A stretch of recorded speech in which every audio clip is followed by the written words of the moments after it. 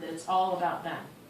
And so if I'll say like I get people all the time that try and prospect me to their businesses because they want me to be in their business. And I say, I'd love to have a conversation with you because I'm very open to hearing things, but can I ask you a few questions first? And they always ask the question, can I ask you a few questions first? Because I want them to tell me yes. I say, how long have you been in the industry? How long have you been with that company? What other company have you been with? How much money have you made total? Why did you quit that last company? Why did you quit the company you were with before that? By that time, they've already drug themselves through the realization that. And so then I'll say to them, please take this as no disrespect and only a life lesson. That in order for you to give advice, don't you think you should have qualified experience in that topic subject or business before you give that advice? Because then it makes them take ownership to something, right? Yeah. Anyway, that was a total secret. No. I did though, because like, No, yeah. here's the thing. Darla prospected me for a year, but it wasn't really, it was more than just prospecting. She used her system of follow-up. And I was never, I knew of her from a previous company, but I was never like part of her team or anything back then. But she spoke from a place of integrity. She spoke to my heart. And I loved listening to what she had to say and how uplifting she was.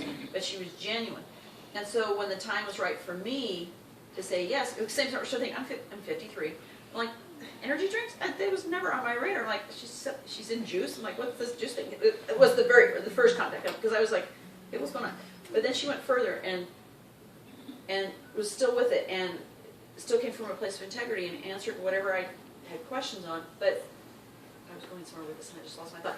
The point is, she's qualified. I knew that she knew what she was doing. So that's why you listened, and that's why you did what she. But no, that's good you said that, because we get cross-recruited Yes. all the time Yeah. by Instagram, Facebook, Yep. all the time. And to take it a step further, she's a firehouse.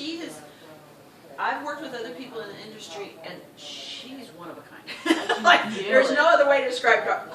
She's a Darla.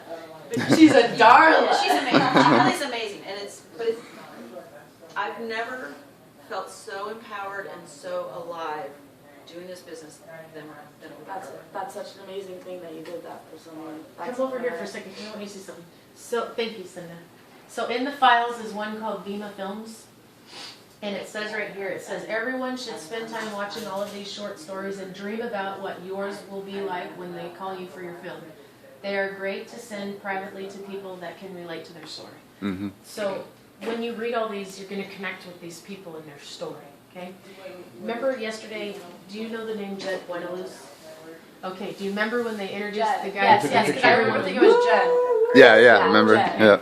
So I want you to just hear his story real quick. Okay. His film. Oh.